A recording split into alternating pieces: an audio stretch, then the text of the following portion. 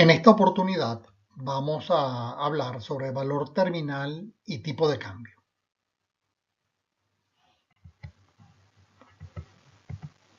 Pero como explicamos en un micro anterior, cuando se hace una proyección en moneda débil, los flujos de caja tienen que ser convertidos a moneda dura utilizando los tipos de cambio correspondientes a cada año. Cuando el valor terminal es el valor presente de una perpetuidad, esta conversión obviamente también aplica a los flujos de caja de la perpetuidad. Es decir, los flujos de caja de la perpetuidad tendrán que ser convertidos a la tasa de cambio correspondiente en flujos de caja en moneda fuerte. Por definición, las perpetuidades duran eternamente. Por tanto, el tipo de cambio del primer flujo de la perpetuidad debe estar en equilibrio. Es decir, el flujo de caja el primer flujo de caja de la perpetuidad debe ser consistente con la inflación diferencial entre la moneda dura y la moneda débil. Un error muy común es precisamente utilizar la última tasa de cambio de la proyección de flujos de caja como la tasa de cambio correcta a ser aplicada para efectos de la perpetuidad.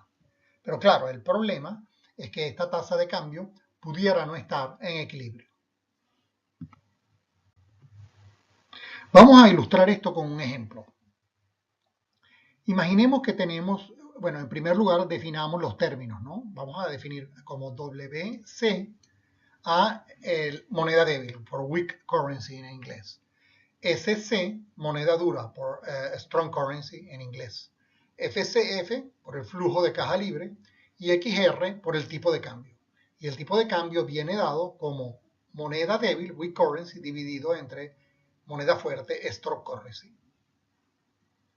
Imaginemos también, supongamos que el tipo de cambio al principio viene dado por la cifra de 10, es decir, que 10 unidades de moneda débil corresponden a una unidad de moneda fuerte. Supongamos un flujo de caja muy sencillo, ¿no? Un flujo de caja en moneda débil, en términos reales, que viene siendo el mismo todos los años durante 10 años, es decir, 1000 en cada uno de los años como se muestra en la tabla.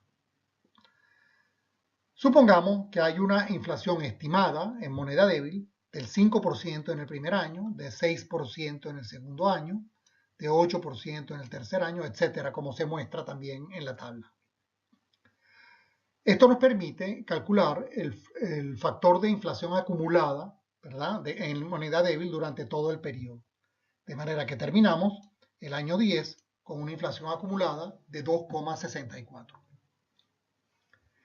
Si multiplicamos los flujos de caja en términos reales, en moneda débil, por la inflación acumulada en moneda débil, obtenemos entonces el flujo de caja en términos nominales en moneda débil, que ahora viene siendo 1050 en el año 1, porque es 1000 multiplicado por la inflación, por el factor de inflación 1,05, 1113 en el año 2, porque es 1000 multiplicado por 1,11, que es el factor de inflación acumulada del año 2, etcétera, ¿no? De manera que terminamos el año 10 con un flujo de caja nominal en moneda débil de 2.642,47, que simplemente resulta de multiplicar el flujo de caja real de 1000 en el año 10 por el factor de inflación acumulada en moneda débil de 2,64. Ahora veamos qué ocurre con el tipo de cambio. Vamos a suponer que el tipo de cambio no se ajusta en este periodo de 10 años a la par de la inflación como sería deseable, sino que se ajusta a diferentes porcentajes de la inflación en la moneda débil por razones políticas. Por ejemplo, en un año de elecciones se tiende a no ajustar el tipo de cambio, mientras que un año después de la elección, después de que se ganó la elección, pues el tipo de cambio, el ajuste suele ser mayor. Esto es un evento que ocurre con mucha frecuencia en países emergentes. Bueno, aquí en nuestra tabla estamos suponiendo que el ajuste el primer año es del 50% de la inflación. El ajuste del tipo de cambio el segundo año es de 20% de la inflación y así sucesivamente. Fíjense que en el año de elecciones, que es el año 3, no hay ajuste ninguno, es 0% de la inflación. en el año 4, que es el año postelectoral, es de 300% de la inflación. Y así sucesivamente. Esto nos determina entonces los tipos de cambio año a año. Esto significaría entonces que el tipo de cambio para el año 1 es de 10.25, para el año 2 es de 10.37, para el año 3 sigue siendo de 10.37, etc. Siempre como un porcentaje de la inflación de cada uno de los años en moneda débil. Bueno, una vez que conocemos el tipo de cambio para cada uno de los años, el próximo paso es calcular el flujo de caja en moneda fuerte en términos nominales. ¿Cómo lo hacemos? Bueno, simplemente tomando el flujo de caja en términos nominales en moneda débil y dividiéndolo entre el tipo de cambio correspondiente. Por ejemplo, para el año 1, el flujo de caja en moneda débil es de 1050 y el tipo de cambio es de 10.25. Entonces dividimos 1050 entre 10.25 y obtenemos 102.44, que corresponde al flujo de caja en términos nominales en moneda fuerte para el año 1. Y así pues lo hacemos año a año y vemos cómo el último año, el año 10, tenemos un flujo de caja en moneda débil nominal de 2.642,47 y tenemos un tipo de cambio de 24.79. Por tanto, el flujo de caja en términos nominales en moneda fuerte es 106.60, que resulta de dividir 2.642,47 entre 24,79.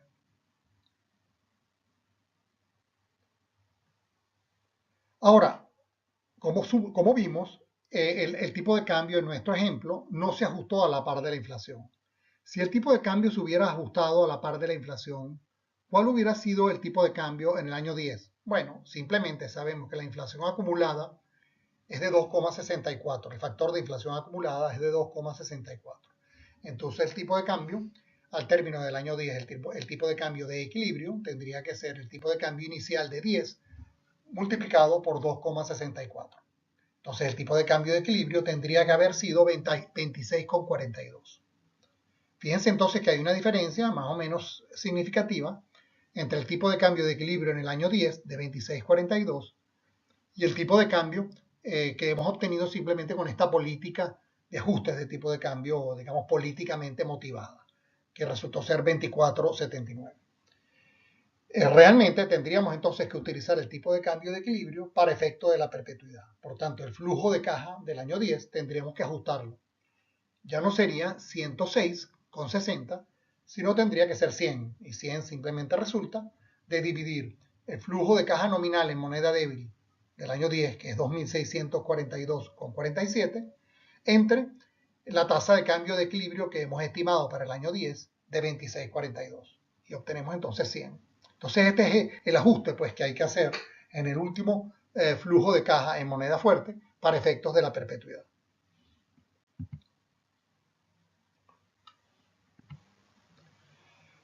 Resumiendo, la tasa de cambio de equilibrio para el año 10 es ahora 26,42 en lugar de 24,79. 26,42 entonces es la tasa a utilizar para convertir el último flujo de caja en moneda débil en su equivalente en moneda dura, a efectos de la perpetuidad. En el ejemplo anterior hemos hecho dos supuestos que no los dejamos muy explícitos cuando comenzamos a explicar el ejemplo. El primero es que supusimos que el tipo de cambio en el momento cero, el momento inicial, era un tipo de cambio de equilibrio, es decir, que era el tipo de cambio correcto. Pero si este no fuese el caso, la tasa de cambio inicial tendría entonces que ser ajustada al nivel de equilibrio antes de multiplicarla por el factor de inflación acumulada. Es decir, en lugar de haber supuesto 10 como tasa de cambio inicial, tendríamos que haber utilizado una tasa de cambio distinta, que fuese la tasa de cambio de equilibrio del año cero. El otro supuesto que hemos hecho es que la inflación en moneda dura, digamos el dólar, es cero a lo largo de estos 10 años.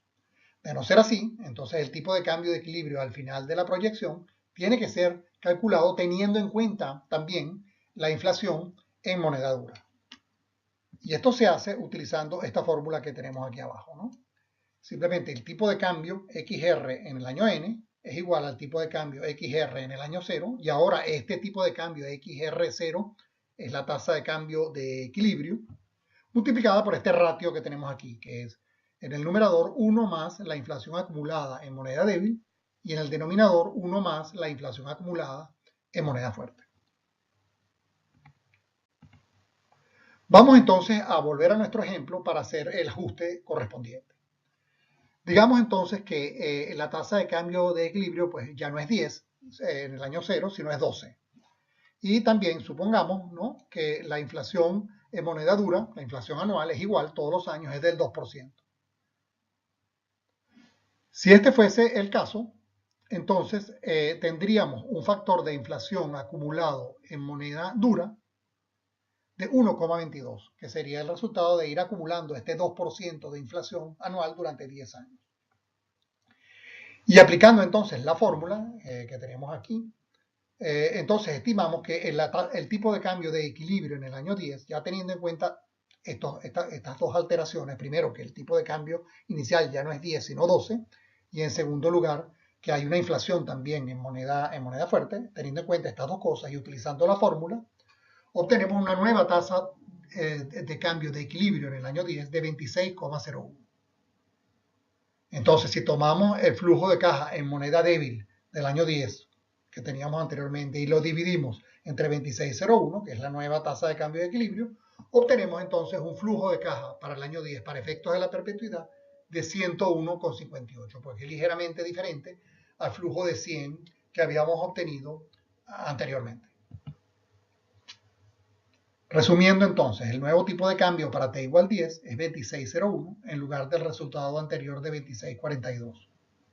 Esta es ahora la tasa a utilizar para convertir el último flujo de caja en moneda débil en su equivalente en moneda dura a efectos de la perpetuidad.